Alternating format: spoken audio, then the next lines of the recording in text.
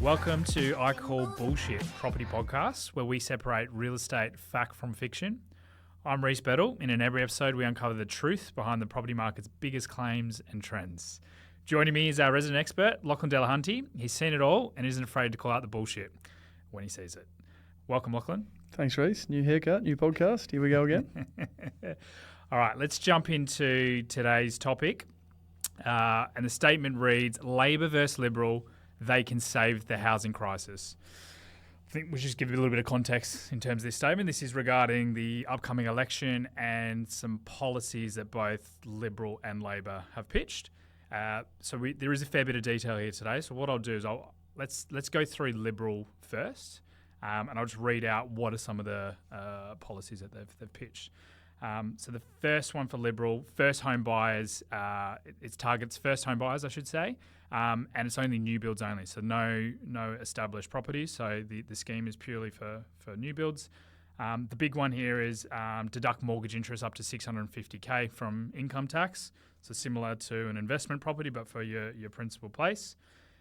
It is means tested. So what we mean by means tested is similar to what the government uses for eligibility. So a single applicant has to be earning $175K or less. Couples $250,000 or less. So anyone over that wouldn't be eligible for this scheme. They must live in the home, and the interest deduction applies for 5 years. So there's a fair bit in there, and this is purely for the income tax key points. Just to give an example, I guess, of that tax deduction on a 120K salary, I looked up. It was on the Liberals' website, so you gotta hope it's true. You gotta hope it's true. Trust me in that. Yep. 120K salary with a 650K mortgage at say 6.1% would benefit 12K per year. Yep. So, which is sizable. Pretty significant. So I guess on this key point, what's your thoughts on them just focusing on new builds, like rather than looking at the established market as well? Yeah. Again, a very demand-heavy policy, and I think the issue with all policies on both sides of the fence, they're both very, very focused on trying to get voters, and to do that, they're trying to assist them get into the market. But in fact, this policy, we're in a housing crisis. We've got, again, the slowest turnaround times on newly constructed homes nationally. Obviously, COVID brought that upon, and now they're looking at not only that, looking at cut migration, so skilled migrants are going to come in and potentially help build these homes. So you're cutting a huge part of the labour force, and then you're incentivising, as we've seen in COVID, a new build construction, almost like the building incentives. Looks like a little bit of a recipe for disaster. 650,000. If you look at a local market like Perth, there's a very small segment of the market that can benefit from that. It's really a regional type play. Therefore, there won't be a huge amount of take up. Again, I think this policy is very much looking at headline noise more than actual reality, because where can you buy a house and land package in, say, Perth, Western Australia, for 650,000? In Alkimos they're going for 850 to 900,000. Yeah. And what migrants going to build it with the predicted cuts they want on migration? Exactly. Well. So I don't particularly love this policy. Again, I think it's very pro-demand. But when you look at it into reality, what sort of take up could you have at 650,000? Again, makes for great headlines. In reality, do you think that's more achievable though? So let's say for 650. And establish close to inner city, you're not going to establish property at 650, so that's going to be a redundant policy. Do you think a lot of the capping is around trying to push people on the outskirts of major capital cities? Or it'll be micro lots becoming more popular and is necessary. So again, trying to get a different product type, so you're not getting the 600-700 square metres. That's been reduced in the last decade here locally to about 450. If you look at like Hammond Park estates, Baldivis estates, it's now getting as low as 280, 180, those sort of micro lots where you can pick up land for 250, you're building on them for 350, 400, you're in it for that 6 to 650. But again, we're in a market, I think locally in Perth, where there is no allotments available. The biggest problem is developers' turnaround times on trying to get services to these allotments, get through government policy to allow for these subdivisions. So again, I think on Labor's side, they'll look at trying to reduce some of those turnaround times. but again, it's head noise. There's no actual productive procedures that are actually going to fix this housing crisis. Yeah. What about income? So we'll touch on Labor's stance in a minute, but Labor doesn't have any restrictions on income caps, which is a tick in the Labor's direction. Liberal, single applicant, under 175,000, couples at 250. Do you think they are going to help more people, or do you think that those limits are going to cap a lot of people out of the market? Which specific policy? This is again off. So you're talking about? I'm just talking about the income cap. So Liberal, they are capping... 200 to 200 and what is it? 250 household, 175 single applicant. Do you see that being a restrictor? No, I think the biggest restrictor on this is up to 650k. You think what it's going to do to the market and it's a big if the policy was to get into play, that segment of the market's going to rise and rise aggressively. It's going to be huge take up on it.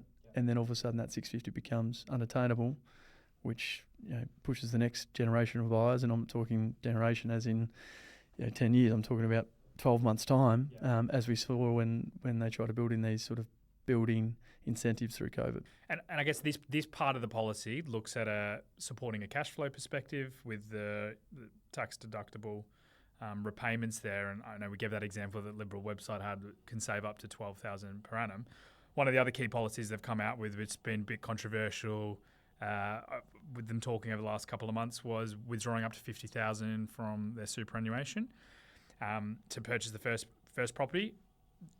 This looks like it's for new build or establish. So potentially, if you went down the new build route, you've got a cash flow reducing scheme with the interest deductible, and then you've also got a deposit where you can access from your superannuation. So from that side, it kind of ticks a couple of boxes. But what's your thoughts on? I prefer that, although it's accessing 50k. Yeah, look, it's very big debates at this at the moment. But I actually, and people don't understand that you need to, when you do sell that property, you've then got to replace that to your super. So it's not like you're writing that 50,000 off. And go and buy a new car. It's going into a property. It's helping you access real estate that you couldn't do otherwise. So, albeit the headline itself that we've seen during COVID when they gave us $23,000 access to supers and people went out and bought new cars and did the wrong thing with it. That's not the intention of this policy. So I do like it. I think it, and the fact that it's not just restricted to new builds, because I think that's the problem with their initial policy, is the fact that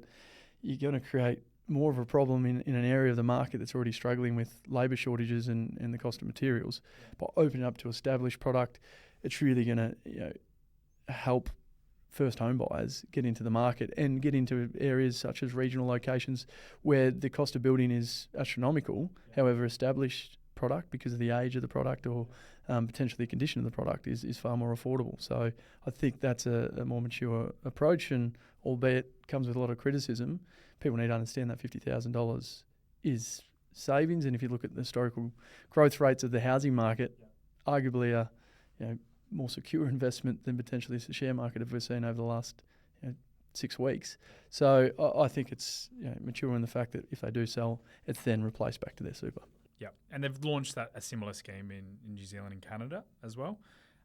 Doing a little bit of light research on the you New have Zealand. been reading up on New Zealand federal policy, as you do in your spare time. As I do. I am half Kiwi, so I like to keep my finger on the pulse still. But yeah, they've had that policy for a little while now. Feedback overall has been positive. There has been a segment of the market where property prices went backwards, and now they're rebounding on the fact of that. Correct. But it's like anything. I think there's going to be some pros and cons with it.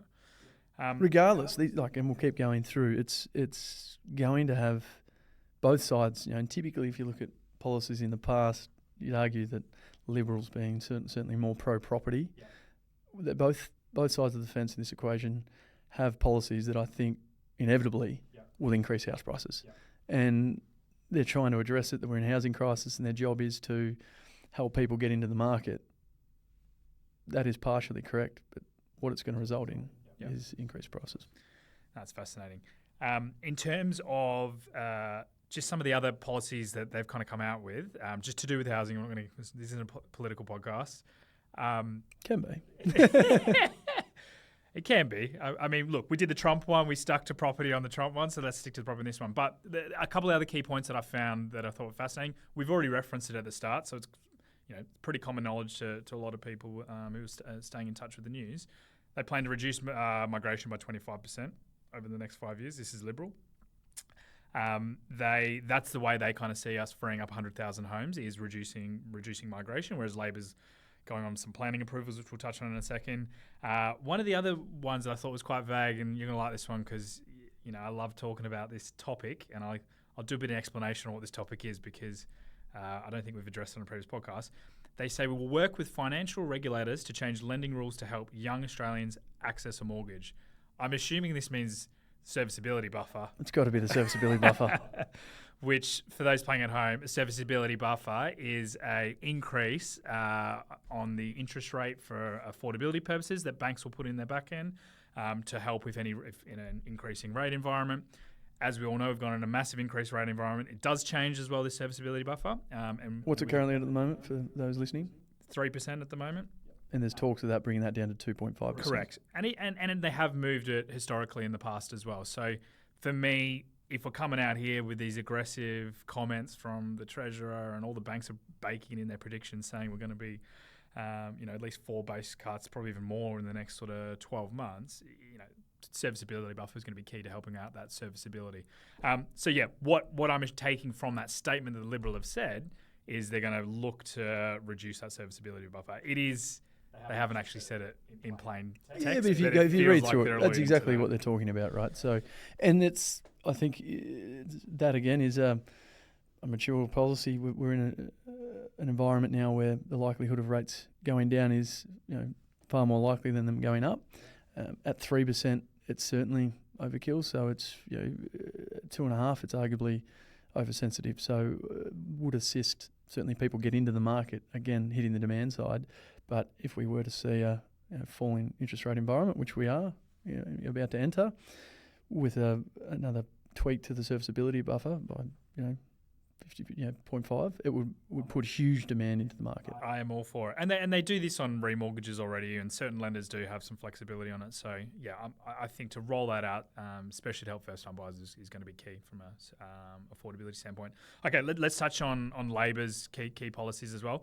So just to give you some context for those listening or viewing at home, they have recently come out, a government's recently come out and removed HECS from bank servicing. So before the election, they've already come out to kind of help with it. Which people don't realise that has a huge impact on serviceability. Yeah. As you know, if anyone's going out there trying to get a loan, if you've got any credit card debts, it really cripples your serviceability. And they essentially see HECS debt as another extension of a credit card debt. So straight away, it reduces your serviceability significantly. So I think that is a very mature thing to remove from their policy. So that's a positive they've already released. The big one that they've kind of coming in post election is they are coming out with a first home buyers scheme with a 5% deposit. So no lender's mortgage insurance. For those listening, lender's mortgage insurance is required when you have less than 20% deposit. It protects the lender against a financial loss if the borrower defaults. So that's why they have lender's mortgage insurance. There's no income caps on this scheme. So we mentioned obviously the means testing with Liberal, 175k and 250 for a household income. So there's no caps for this one. It applies to all properties, so we're not restricted to these new builds going out to these different estate areas. The government guarantees the rest of the deposit. And then we mentioned, obviously, with Liberal, their proposal to get more houses in the next few years is cut migration. Labor's pledging $10 billion to partner with state developers using government land and fast-tracking land release, upzoning and planning approvals. So that feels like a big question that we'll unpack as well. So with no asset type restrictions, will Labor's policy just increase the property prices? In theory, yes. You're going to drive up the bottom segment of the market, which is the first home buyer market. At the moment around Australia, a balanced market, you typically see a third. So a third of the market's own occupiers, a third of the market's investors, and a third of the market's first home buyers. This would increase that segment significantly, which again will make it difficult for those looking to buy in 12 or 24 months because it's, again, hitting the demand side of the equation significantly without addressing a supply solution. Yep. So I guess that's property prices, but in terms of, if we're looking at first-time buyer trying to enter the market, it feels, from black and white, this feels like a good policy to, no restrictions on where they can buy. They can maybe get those. Yeah, it can be new, it can be established, Correct, and it's not you're not capped on income. Yeah. So, and for most people, the hardest thing to do is save up for a deposit. They're assisting on that, which is typically the biggest hurdle for a lot of people. Is fast tracking, those building approvals, is that a fugazi? It's an absolute joke. Yeah. And again, I call bullshit on the I Call Bullshit podcast. These, again, just headline noise is what it is. They come out. There's no structure for this to actually take place. Yeah. How broad is that? If you can read out the policy, again, they're going to work with local partner groups to assist, essentially reduce the red tape, which they've been promising for the last 5 years, and nothing takes place. Even if you look at the granny flat laws that were meant to reduce all the red tape to allow for second dwellings locally, it's just as hard now. It's almost harder to get a granny flat approved than it is a standard residential dwelling. So I call bullshit on that big time, and certainly disregard that policy of any serious substance. Yeah, and it's interesting. Both Liberal and Labor have come out pledging 100,000 homes. One's cutting migration, and the other one is almost a policy that, you just said that you call bullshit on it. You don't see it is more of a fugazi. The likelihood of them being able to do anything might be. They've also come and said they're going to build 1.2 million new homes in the next 5 years. Again, massive numbers. With where's the strategy behind that? How are they actually going to achieve that? I think they're currently about 300,000 short, 300,000 homes short from the policy they put in place in 2023. So again, throwing another 500,000 properties onto their target doesn't mean it's actually going to be delivered. And then you mentioned that, I actually didn't say it in my points, was the Help to Buy scheme with the 2%, I think, deposit. And I think it was important to kind of touch on that. I think they're looking at, it hasn't been approved yet, but they're looking at some amended figures for property prices, because I think in terms of max property price of the scheme, there'll be a threshold. Yeah, the new threshold. That's what I'm looking at. Help to Buy is a fascinating one.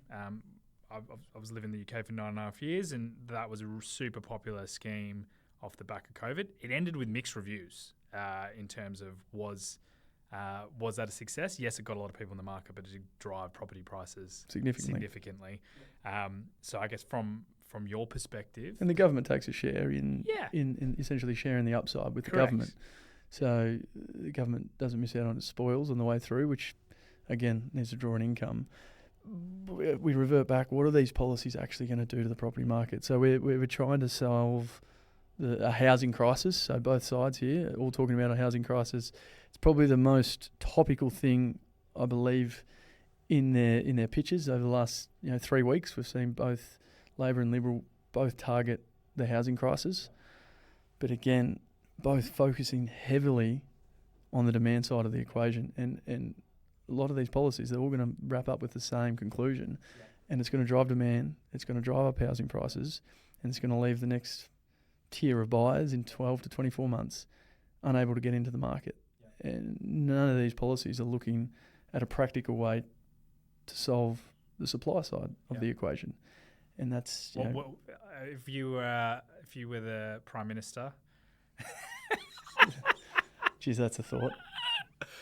If you were the Prime Minister, I guess it's clear here. You're saying it's not fixing the demand issue. Supply is what we need to be focusing on. Absolutely. All these policies are going to just going to hit the price point, and it just means median house prices across Australia are going to rise.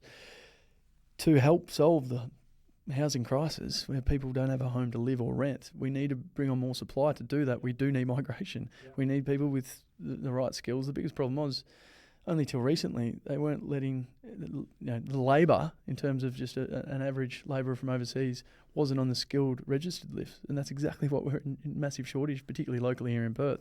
So we need to look at that. Where's the labour going to come from?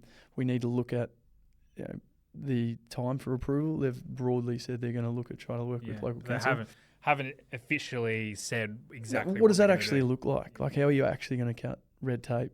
Can we get some data sets on turnaround times from applications, like a development application to approval, or building permit to approval. Like, let's get some tangible figures on the reduction in times for approval. Again, incentivizing supply, but not at the, and there's argument that Liberal have tried to do that, but not by driving up, again, labour prices or material prices through increasing demand significantly. So, there's a lot that needs to be done. There's no clear centralised focus, I believe, from either side. And to be honest, I just don't think anyone knows the answer. I certainly don't have it. And I wouldn't be in this room doing this podcast with you if I did have the answer, because I'd be advising the government. But I think certainly needs to be a focus on this side of the equation. And I mean, the biggest one that no one's addressed, I mean, Liberal obviously were pro-negative gearing, but negative gearing is probably the most topical subject when it comes to the housing market. And I mean, Liberals obviously pro-negative gearing. And then Labor came out the back end of last year that they're going to support negative gearing as well. Well, lost an election, 6 years ago? Yeah. So that's why I believe they're so pro-property this time around. And negative gearing almost hasn't been talked about because they don't want to jeopardise an unlosable election by doing that again. Yeah. Okay, let's just do a quick summary then. So Liberal targets new builds and helps reduce your tax and boost your deposit with access to your superannuation. Labor opens the door to more people, more properties, and slashes upfront costs. Both plan to give an excess of 100,000 new homes. Liberal wants to reduce migration. Labor plans to fast-track these government approvals. Fugazi. So, Lachlan, what's the verdict then? Labor versus Liberal. They can save the housing market. Fact or fiction? Do you call bullshit? I call bullshit. Both are very demand-focused, which is only going to increase in property prices, not help the average punter and the first-home buyer get into the market. We need to be looking at the supply side of the equation. Make sure to join us next episode. Stay informed, stay curious, and keep calling